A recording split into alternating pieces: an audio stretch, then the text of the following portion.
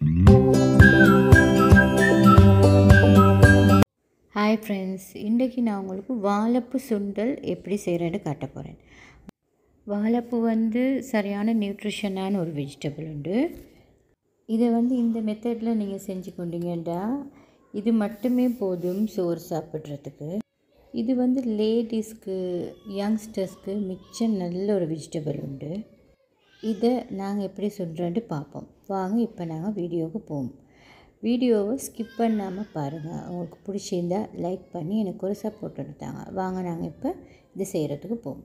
இப்போ நாங்கள் இந்த வாழைப்பூ சுண்டல் செய்கிறதுக்கு என்னென்ன இன்க்ரீடியன்ட்ஸ் தேவைன்னு பார்ப்போம்.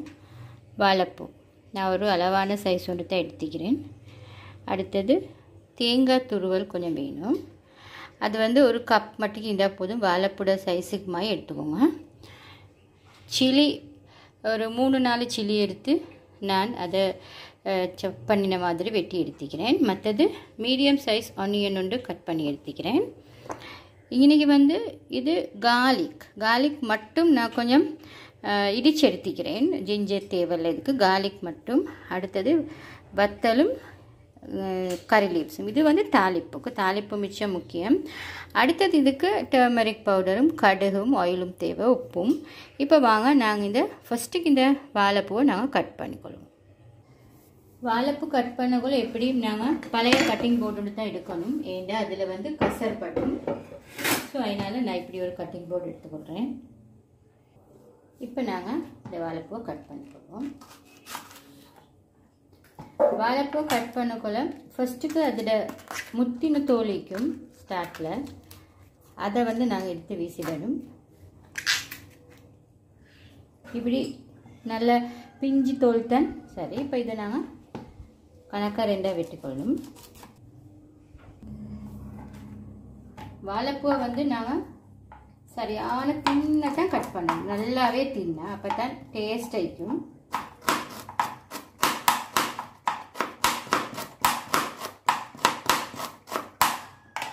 இப்படி தின்ன வைக்கணும் வாழைப்பூ. இப்போ இதை நாங்கள் தண்ணியில் தான் போட்டுக்கொள்ளணும், இல்லாட்டி கசர் வந்துடும்.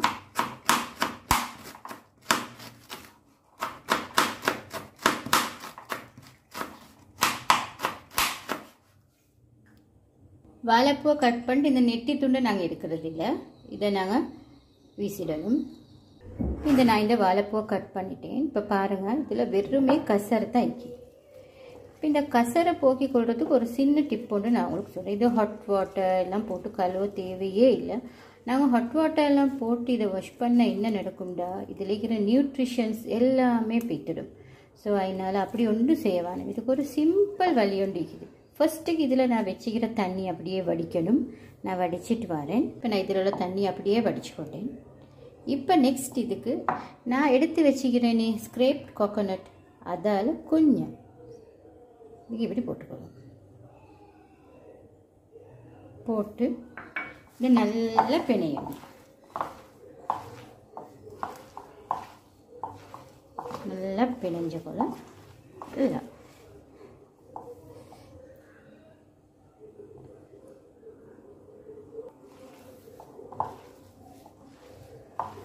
அதுக்கப்புறம் வாஷ் பண்ணினா இதில் ஒரு துளி கசரிக்காது.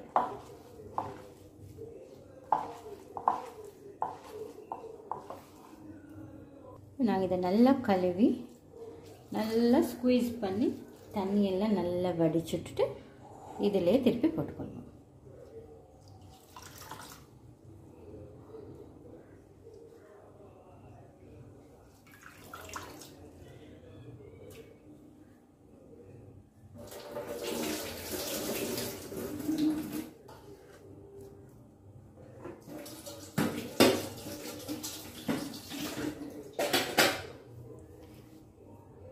நான் இந்த வாழைப்பூ இப்போ மண் தாச்சொண்டில் தான் செஞ்சு கொள்ள போகிறேன். இப்போ பாருங்கள், இவ்வளோ வெள்ளை இருக்குது இந்த வாழைப்பூ. இந்த ஃபோனில் சுற்றி அப்படி வெள்ளங்க தெரியும், ஆனால் எல்லா கசரும் பீத்திருச்சு. இப்போ இதுக்கு நான் சால்ட் போதுமான அளவு சால்ட் போட்டு போகிறேன். இப்போ நான் இதுக்கு மஞ்சத்தூளும் ஆட் பண்ணிக்கிறேன். சரியா? இப்போ இதுக்கு நாங்கள் நல்லா ஹீட்டாக இருக்குது. எப்படி உங்களுக்கு தெரியும், மண் கடாய் ஹீட்டாக கொஞ்சம் லேட்டாகும். ஆயில் சேர்த்துக்கலாம். ஆயில் இதுக்கு கொஞ்சம் நாங்கள் ஒரு 4 டீஸ்பூன் மட்டுக்கு ஊற்றிக்கொள்ளணும். ஏண்டா இது வந்து நான் இதுக்கு தண்ணி ஊற்றவே மாட்டேன், எந்த காரணம் கொண்டு வாட்டர் ஆட் பண்ண மாட்டேன். இது ஆயிலில் மட்டும்தான் வதங்கும். ஸோ அதனால் ஆயில் கொஞ்சம் ஆட் பண்ணிக்கொள்ளணும். மற்றது இதுக்கு நான் ஒரு இன்க்ரீடியண்ட் ஒன்று சேர்ப்பேன். அது விருப்பமானவங்க சேர்த்துக்கோங்க, விருப்பம் இல்லாதவங்க விட்டுவிடுங்க. ஆனால் நல்ல டேஸ்டாகவும் சேர்த்து பாருங்கள். நான் இது சேர்க்க போகிறேன்னு என்ன தெரியுமா, இருங்க நான் காட்டுறேன் உங்களுக்கு. இது வந்து ஃபேட், மாட்டு கொழுப்புண்டுவாங்க, அதில் கட்டி கொழுப்பு. இதை நான் வந்து கறிக்கடைக்கு வாங்க போனதுக்கு கொஞ்சம் கொழுப்பு கொண்டு வந்து அதை உருக்கி பட்டில் போட்டு ஃப்ரிட்ஜில் வச்சுக்கொள்வேன். அது கொஞ்சம் இதை தாளிப்புக்கும் நான் சேர்த்துக்கொள்வேன். அப்போ அதில் நல்ல மனம் கொண்டு வரும் வாழைப்பூல கொழுப்பு. இது வந்து சைவம் சாப்பிட்றப்ப சாப்பிட மாட்டாங்கன்னு நினைக்கிறேன். நல்ல டேஸ்டாகிக்கும் இது போட்டால். இது போட்டு செஞ்சு பாருங்கள் எப்படி இருக்குன்னு சொல்லி.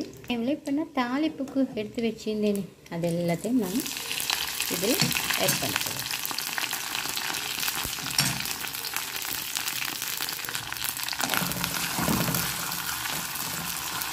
இதுக்கு ஜிஞ்சர் போட வேண்டிய அவசியம் இல்லை, கார்லிக் மட்டும்தான் போடணும். நாங்கள் நினைக்கிற மாதிரி வாழைப்பூ வந்து ஒரு பெஸ்ட் இன்க்ரீடியண்ட். இது வந்து லேடிஸ்க்கு மிச்சமே நல்ல, பீரியட்ஸ் பெயின் உள்ளாக்களுக்கு மிச்சமே நல்ல சாப்பாடு ஒன்று தான் வாழைப்பூ. அதே மாதிரி மெனோபாஸ் உள்ளாக்களுக்கும் மிச்சமே நல்ல வாழைப்பூ. இப்போ இது நல்லா வதங்கிடுச்சு. நான் இப்போ இதுக்கு கடுகு சேர்த்துக்கிறேன்.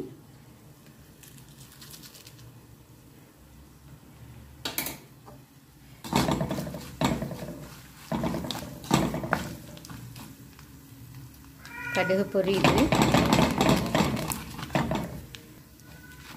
இந்த கடுகை நான் லைட்டாக கடைஞ்சி விட்டுட்டு அதுக்கப்புறம் இந்த வாழைப்பூ நான் இதில் ஆட் பண்ணிக்கிறேன். நெக்ஸ்ட் வந்து கிரேப்ஸ் கோகோனட் ஆட் பண்ணிக்கிறேன். அதுக்கப்புறம் வந்து ஆனியன்ஸை ஆட் பண்ணிக்கிறேன். அதுக்கப்புறம் க்ரீன் சில்லி. இதை நல்லா மிக்ஸ் பண்ணுறோம். இதை நல்லா நான் மிக்ஸ் பண்ணிக்கிறேன். இதை கொஞ்சம் ஒரு 2 மினிட்ஸ் போட்டு திறந்து நாங்கள் இதை கொஞ்சம் மிக்ஸ் பண்ணிக்கொள்ளணும். இப்போ காப் பண்ணி நாங்கள் ஒரு 2 மினிட்ஸ்க்கு வைப்போம். இப்போ ஒரு 2 மினிட்ஸ் ஆகிடுச்சு. இதை நான் மறுபடியும் ஓப்பன் பண்ணி பார்க்குறேன்.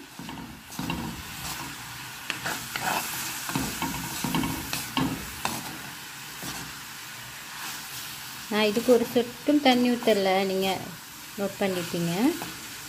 தண்ணியே நான் ஆட் பண்ணலை, இது அந்த ஆயிலே தான் வதங்குது.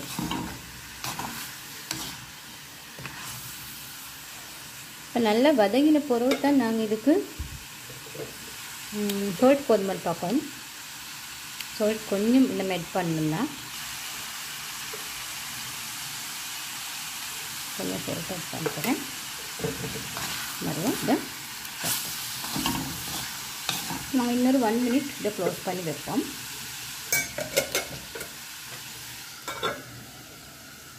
இப்போ இந்த வாழைப்பூ நல்லா வதக்கிடுச்சு. கேஸ் ஸ்டவ்வு நீங்கள் சிம்லேயே வச்சுக்கோங்க. இந்த பாருங்கள், நான் கொஞ்சமாலும் இந்த வாட்டர் ஆட் பண்ணல. பாருங்கள் இப்போ எப்படி இருக்குது. இதோடே சோத்திங்க. பொம்பளை பிள்ளைக்கு மிச்சம் நல்ல, இது மிச்சம் பேர் இது இருக்கிறல்ல, ஆனால் இது மிச்சம் நல்ல சாப்பாடு உண்டு.